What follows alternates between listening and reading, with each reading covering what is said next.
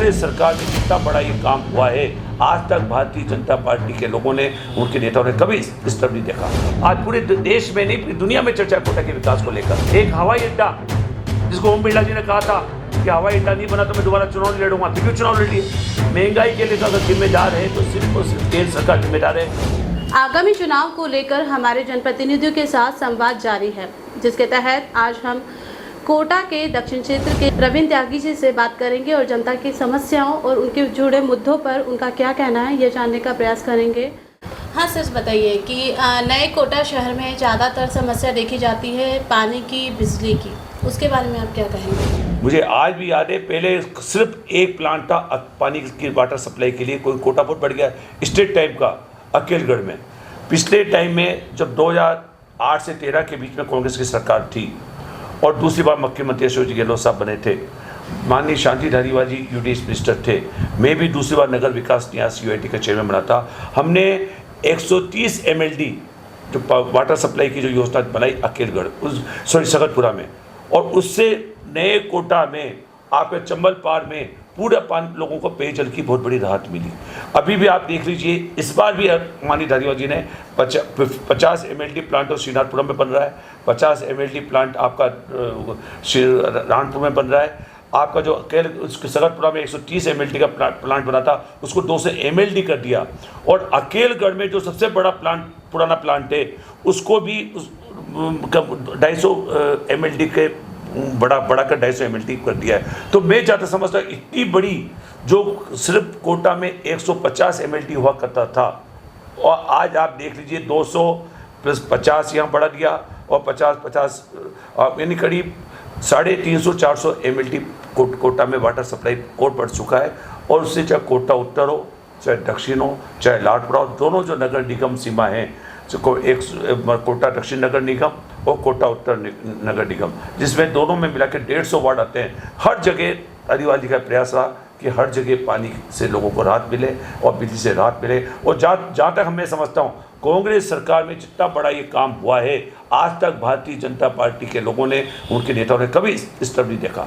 और भी जन समस्या वाले मुद्दे हों, आप देख लीजिए कोटा का विकास देख लीजिए, कच्ची बस्तियों के नियम भारतीय जनता पार्टी की सरकार के टाइम में कभी कच्ची बस्तियों के नियम नहीं हुए, कभी गरीबों के लिए कोई योजना नहीं बनी। लेकिन कांग्रेस सरकार में गरीबों के लिए योजना बनी है, और साथ ही सारी कच्ची बस्तियों का नियमन करा, हमने पट्टी दी है। साइड के मामलों में क्या कहना है आपका? इस बारे में हम प्रयास कर रहे हैं कि कोटा के जो बच्चे, जो कोटा में जो बच्चे कोचिंग लेना आते हैं, उनको मॉरली सपोर्ट मिले, उन्हें यहाँ पर पढ़ाई का टेंशन कम से कम मिले।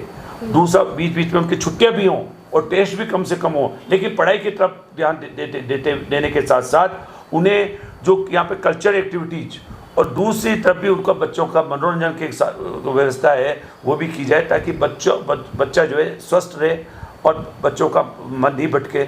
और निश्चित रूप से जो इस तरह के प्रयास किए जा रहे हैं, उससे जो सोसाइटी है उस पर कमी आएगी। यूडीएच मंत्री शांति धारीवाल का एक विवादित बयान आया है, जिसमें ऋचा के सुसाइड को उन्होंने प्रेम प्रसंग का नाम दिया है, उसके बारे में आप क्या कहेंगे? नहीं, ऐसा आप गलत समझ रहे हैं, ऐसा कुछ नहीं कहा। वो तो कोई लेटर मिला हुआ, जैसा अधिकारी ने बताया। कोई सुसाइड जो करते हैं बच्चे, उसके कई कारण होते हैं। कई बार पारिवारिक टेंशन होता है, कई बार पढ़ाई का टेंशन होता है, कई बार निजी कारण भी होते हैं, वो कारण कुछ भी हो सकता है।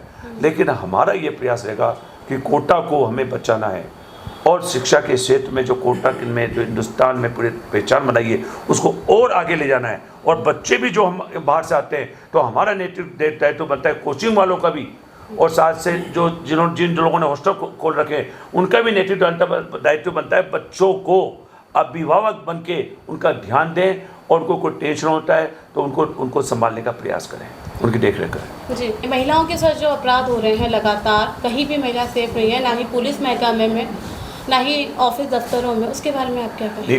राजस्थान में और कोटा में विशेष रूप से महिला बहुत सेफ है।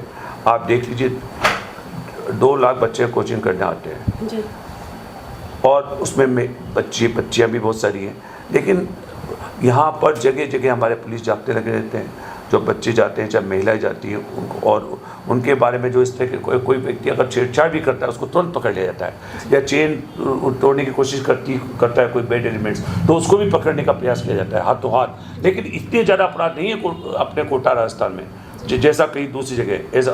और निश्चित रूप से सरकार का दायित्व बनता है, जिला प्रशासन का के दायित्व बनता है कि जो इस प्रकार के अपराध हो रहे हैं उन्हें रोकें।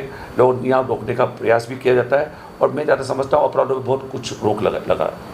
सर हम अक्सर देखते हैं कि असामाजिक तत्व छेड़छाड़ करते हैं और पुलिस उस पर चुप्पी साधे रहती है, उसके बारे में आप क्या कहेंगे? नहीं, अगर इस तरह के कोई लोग हैं, बच्चियाँ जो है हमारी वहाँ से कोचिंग से जाती हैं, अगर इस तरह के जो बैड एलिमेंट्स हैं, कुछ निश्चित रूप से कुछ मन चले हैं जो बच्चों के साथ छेड़ने का प्रयास करते हैं, लेकिन पुलिस बहुत सतर्क है, प्रशासन पूरा सतर्क है, और ऐसे लोगों को पकड़ा भी जाता है, उनके खिलाफ कार्रवाई भी होती है।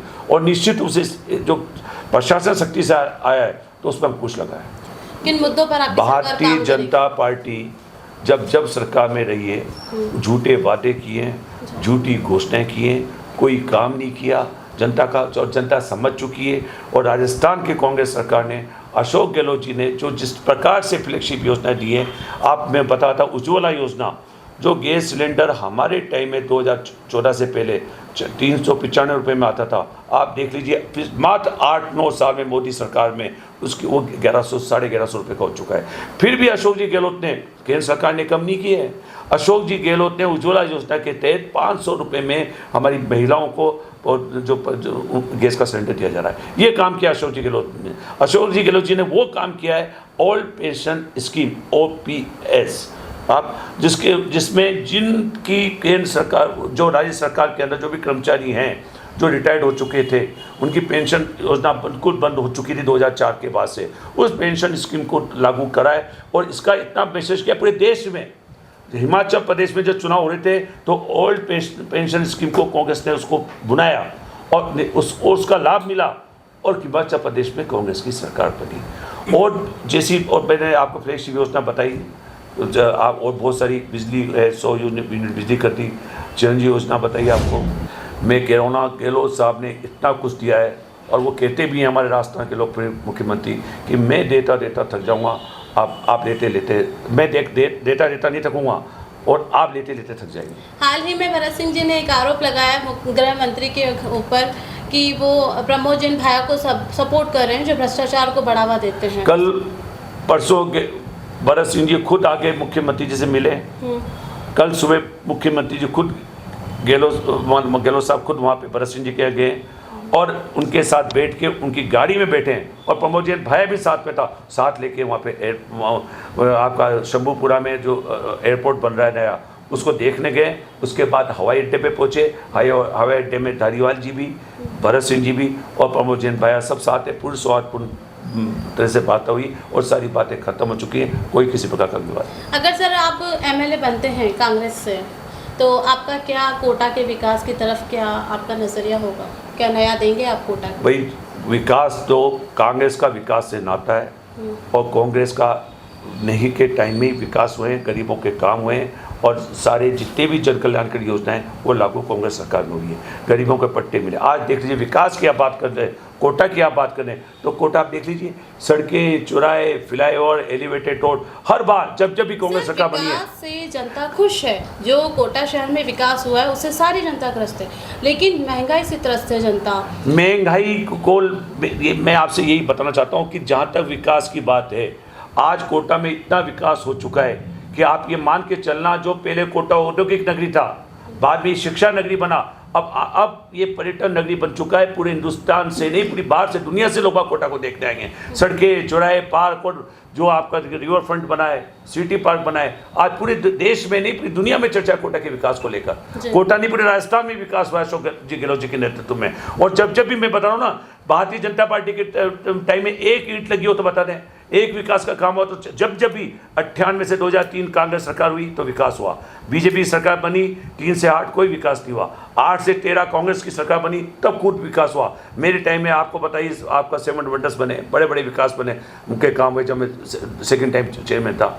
और सड़कें, चौराहे, फ्लाईओवर, एलिवेटेड रोड, चौराहे, बड़े बड़े काम ऑडिटोरियम बने हमारे टाइम में, सामुदायिक केंद्र बहुत सारे। बीजेपी बताए तो सही, उनके टाइम में एक हवाई अड्डा, जिसको ओम बिरला जी ने कहा था कि हवाई अड्डा नहीं बना तो मैं दोबारा चुनाव नहीं लड़ूंगा, फिर भी चुनाव लड़ लिए।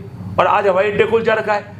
कशोजी गहलोत जी तो कल देख के आए शंभूपुरा में, और वहाँ हवाई अड्डे की जमीन दे चुके हैं और सारा उसका पैसा था वो भी जमा कर चुके हैं, लेकिन हवाई अड्डा फिर भी क्यों नहीं बन पा रहा। ओम बिरला जी को इस बात का जवाब देना चाहिए, नहीं कि उसको किसा सारा ही जब जमीन राज्य सरकार ने दे दी, उसका जो पैसा जो भी फॉरेस्ट में जमा करना था वो भी राज्य सरकार ने जमा कर दिया, तो बाकी काम तो केंद्र सरकार को करना पड़ेगा। वो एक काम भी नहीं कर पा रहे तो दूसरा विकास तो कहाँ से करेंगे? सारा विकास क्या जनता को राहत मिलेगी सर महंगाई से, और जो भी महिला महंगाई के लिए केंद्र सरकार पूरी तरह से जिम्मेदार है। और मुझे आज भी मालूम है, जब अटल बिहारी वाजपेयी देश के प्रधानमंत्री थे, 3 राज्यों के चुनाव थे, उस समय आलू, प्याज और टमाटर जिसके भाव बढ़ गए थे और देश की जनता बड़ी तरह बहुत ज़्यादा नाराज़ थी। और 3 स्टेटों में, राजस्थान, मध्य प्रदेश और छत्तीसगढ़, 3 राज्यों में चुनाव हुए थे, और तीनों में, और एक दिल्ली में भी आपको चुनाव थे। तीनों, मध्य प्रदेश, उस टाइम छत्तीसगढ़ अलग नहीं हुआ था, मध्य प्रदेश, राजस्थान और दिल्ली, 3 विधानसभा चुनाव थे। तीनों में भारतीय जनता पार्टी का सफाई हो गया था, सिर्फ प्याज और टमाटर को लेकर, महंगाई को लेकर। और आज तो महंगाई का ये आलम है मोदी जी राज में, आप देख लीजिए प्याज और टमाटर दोबारा बढ़ चुके हैं, तो पुनरावृत्ति होगी। देश की जनता समझ चुकी है कि महंगाई के लिए, आज गैस सिलेंडर देख लीजिए, आज इसके अलावा आपका पेट्रोल डीजल के भाव देख लीजिए, जो भी महंगाई के लिए अगर जिम्मेदार है तो सिर्फ और सिर्फ केंद्र सरकार जिम्मेदार है, मोदी जी जिम्मेदार है, और निश्चित रूप से इसका खामियाजा उनको भुगतना पड़ेगा। देश की जनता समझ चुकी है। और 5 राज्यों में चुनाव हो रहे हैं, राजस्थान, मध्य प्रदेश, छत्तीसगढ़, तेलंगाना और मिजोरम, 5 जगह भारतीय जनता पार्टी का सफाया हो रहा है। और मोदी जी घबरा रहे हैं, इसलिए नए नए कानून बनाने की कोशिश कर रहे हैं। लोकसभा को दोबारा आप विशेष सत्र चला रहे हैं, और उसमें कह रहे हैं वन इलेक्शन और वन नेशन वन इलेक्शन, क्योंकि उन्हें पता है कि 5 राज्यों में मैं हार जाऊंगा, तो उसके बाद जब सेंट्रल चुनाव होंगे, लोकसभा के चुनाव होंगे, उसमें भी जनता उनके खिलाफ वोट डालेगी और उनका सफाया होगा केंद्र सरकार से। और मेरा दावा है कि आने वाले लोकसभा चुनाव में भी 5 राज्यों में तो हम जीतेंगे, केंद्र में भी भारतीय जनता पार्टी का सफाया होगा। कोई जनता समझ चुकी है, झूठ बोलते हैं, लोगों को झूठी बातें करते हैं, झूठे वादे करते हैं, काम कुछ नहीं करते, आपस में लड़ाने का प्रयास करते हैं, देश को बांटने का प्रयास करते हैं। हमारे राहुल गांधी जी ने से नारा दिया था कि मैं इसके आपका नफरत के बाजार में मोहब्बत की दुकान खोलना चाहता हूँ। और वो निश्चित रूप से आज जो भारत जोड़ो यात्रा जो राहुल गांधी ने जो की थी, उससे भी भारतीय जनता पार्टी बौखला रही है। और जो इंडिया गठबंधन हुआ, इंडिया पार्टी हुई, आज सोचो, इंडिया पूरे हमारे भारत के संविधान में लिखा हुआ है, इंडिया को ही भारत कहा जाएगा अनुच्छेद 1 में, उस इंडिया को ही हटाना चाह रही है, क्योंकि उन्हें मालूम कि इंडिया नाम से ये जो पार्टी बनी है, जो गठबंधन हुआ है, और उससे ये हार रहे हैं बुरी तरह। तो आप ये मान के चलना, अब मोदी जी के छल्लेबाजी, ये क्या बोलते हैं, भाषण जो लच्छेदार देते हैं, उसमें देश की जनता नहीं आने वाली है, न इनके झूठे वादों में आने वाली है। और आने वाले टाइम में 5 राज्य में हम जीतेंगे, और केंद्र में भी हमारी सरकार बनेगी, और देश के प्रधानमंत्री राहुल गांधी होंगे। तो आपने सुना हमारे कांग्रेस नेता रविंद्र त्यागी को, उनका मानना है कि आगामी चुनाव में उनकी सरकार आने की पूरी संभावना है। देखते हैं सरकार किसकी बनेगी, ये तो आने वाला वक्त ही बताएगा। हमारा कल संवाद नए नेता के साथ रहेगा, तो हमसे जुड़े रहिए जननायक के साथ।